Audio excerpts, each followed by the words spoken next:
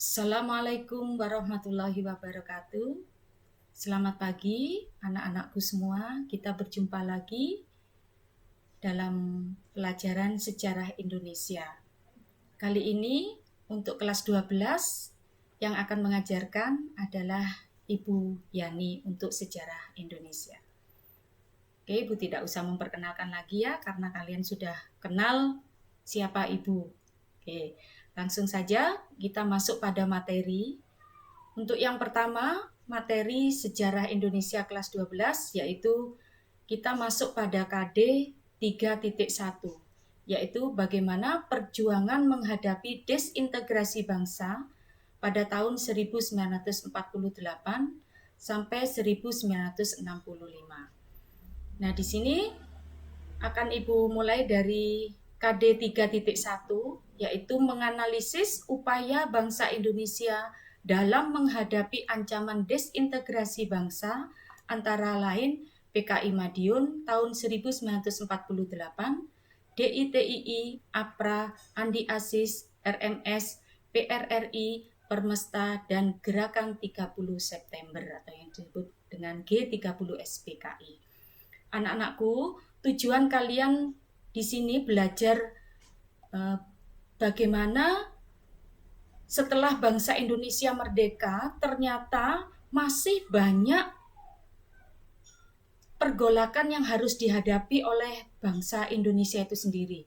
Yaitu bisa kita lihat nanti bagaimana setelah kita merdeka ternyata bangsa kita masih menghadapi pergolakan dari dalam negara Indonesia sendiri.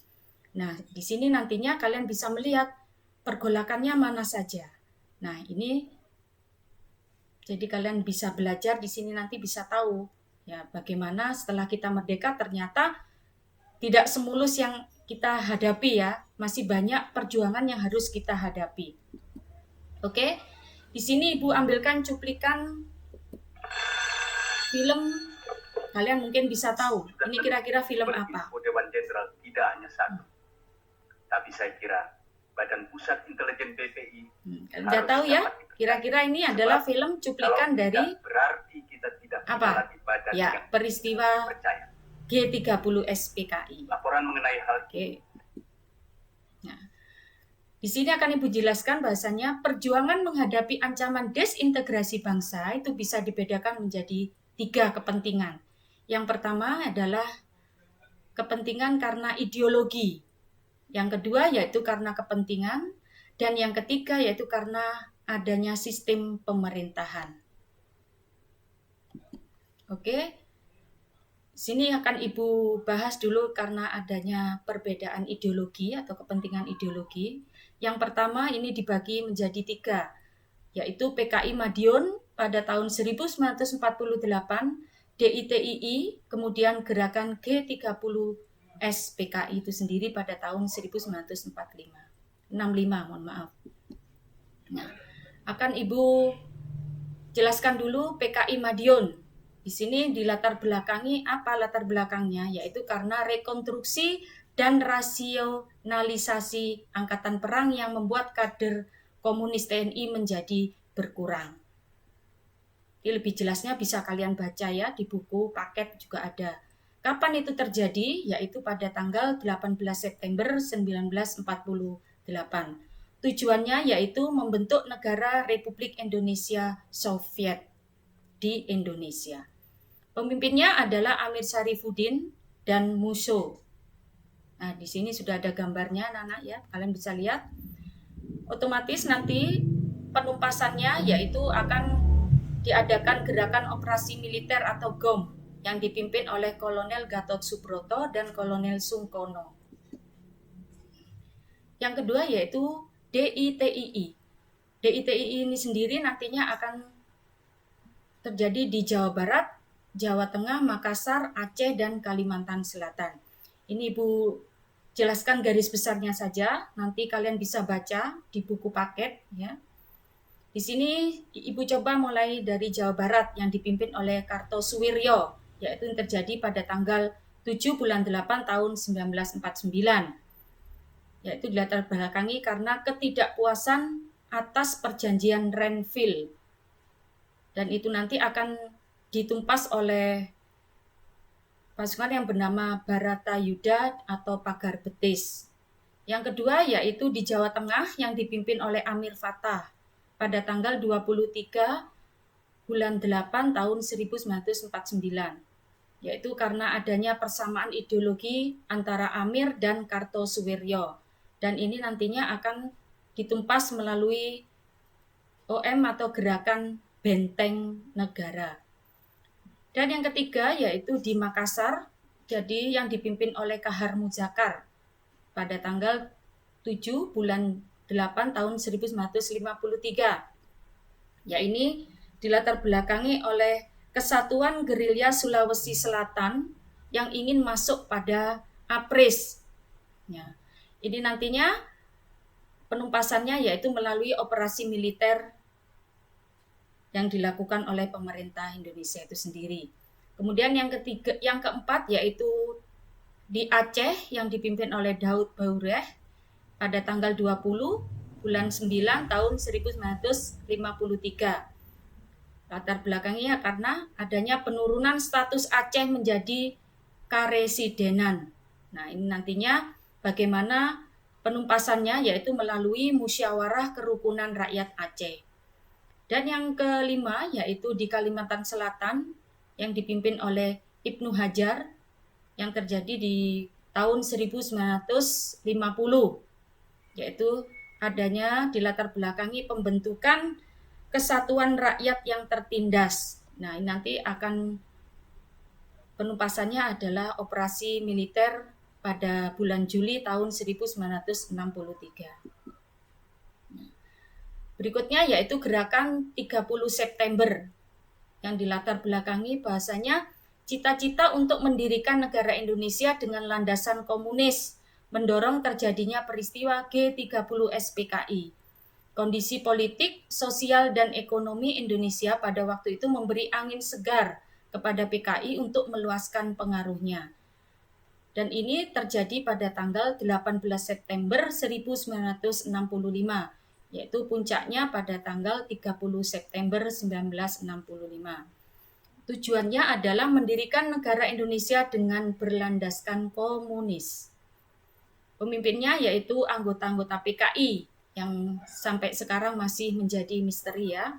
Ya, penumpasannya yaitu otomatis di sini nantinya adanya koordinasi semua angkatan darat, angkatan laut, dan Polri merebut daerah-daerah yang ditempati para PKI diantaranya RRI, Gedung Telkom, Monas, dan Istana Merdeka, Bandara Halim Perdana Kusuma. Dan yang berikutnya adalah pencarian para jenazah jenderal para PKI. Dan yang keempat yaitu operasi penumpasan G30 SPKI dilanjutkan ke daerah-daerah yang mendukung PKI. Nah, untuk mempermudah kalian, di sini Ibu juga mempunyai kepanjangan atau kependekan, bolehlah kalian untuk menghafalkan pahlawan revolusi ya. Ini yang agak sedikit biar kalian maksudnya Bu Yani biar kalian tuh bisa menghafalkan pahlawan revolusi. Di sini Ibu singkat Susu Paha Yani Paten. Nah, di sini bisa kalian lihat siapa saja tokohnya ya yang sudah menjadi pahlawan revolusi pada saat G30 SPKI, yaitu yang pertama Mayor Jenderal Sutoyo Siswo Miharjo, yang kedua Letnan Jenderal R. Suprapto, yang ketiga Letnan Jenderal S. Parman, yang keempat Letnan Jenderal M.T. Haryono, yang kelima Jenderal Ahmad Yani, yang keenam Mayor Jenderal D.I. Panjaitan, yang ketujuh yaitu Kapten Pir Tendean. Nah, di samping itu adalah gambar-gambar tokoh pahlawan revolusi. Nah, berikutnya yaitu karena adanya kepentingan. Di sini bahwasannya Ibu bagi menjadi 3, yaitu adanya APRA, pemberontakan APRA, Andi Asis, dan RMS. APRA dulu Ibu bahas, yaitu Angkatan Perang Ratu Adil, yaitu dilatar belakangi, yaitu memanfaatkan kepercayaan rakyat Indonesia kepada ramalan Jayabaya akan datangnya Ratu Adil atau pembawa pemimpin yang membawa kemakmuran, yaitu pada tanggal 23 Januari 1950.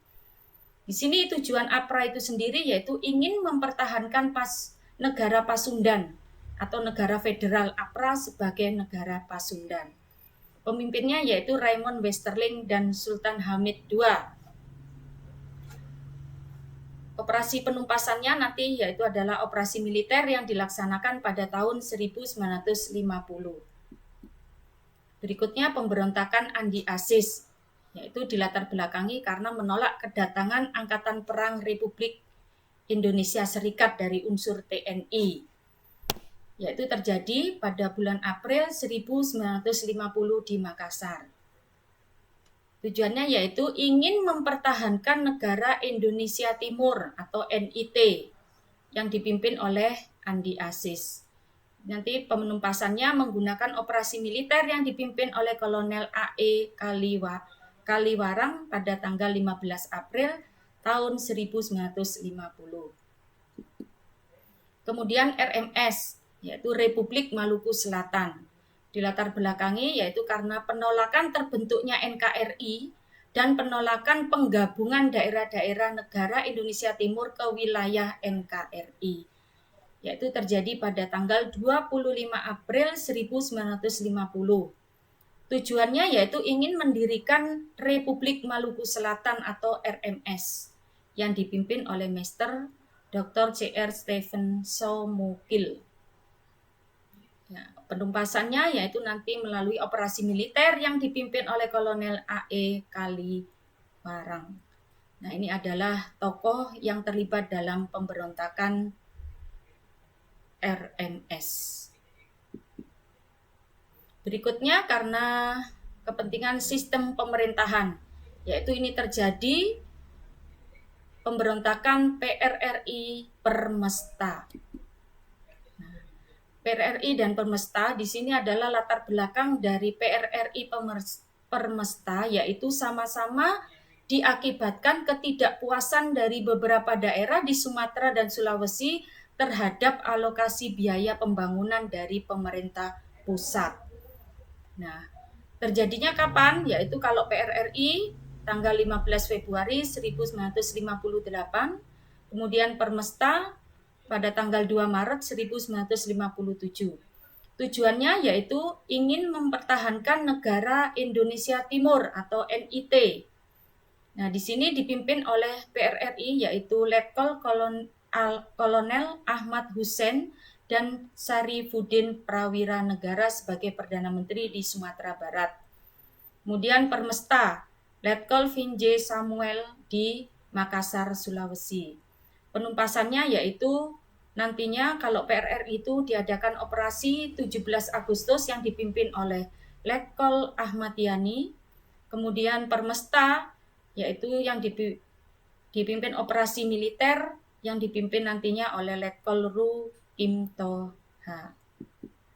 Nah, ini adalah gambar tokoh pemimpin Permesta dan gambar tokoh pemimpin PRRI.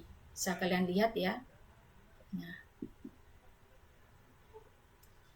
itulah tadi anak-anakku bagaimana ancaman desintegrasi bangsa setelah bangsa Indonesia itu merdeka.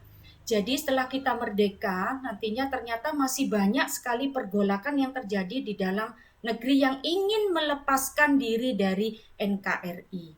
Untuk itu, dengan belajar ini kalian diharapkan supaya kalian bisa mengambil hikmahnya. Bagaimana negara kita nantinya tetap menjadi satu, yaitu negara NKRI. Terima kasih anak-anak, sampai di sini dulu penjelasan Ibu dari KD 3.1 ini. Untuk selanjutnya, misalkan kalian ingin bertanya, untuk lebih jelasnya kalian bisa japri melalui WA Bu Yani. Nanti akan Ibu jawab ya anak-anak ya. Itu aja. Sekian dan terima kasih. Wassalamualaikum warahmatullahi wabarakatuh.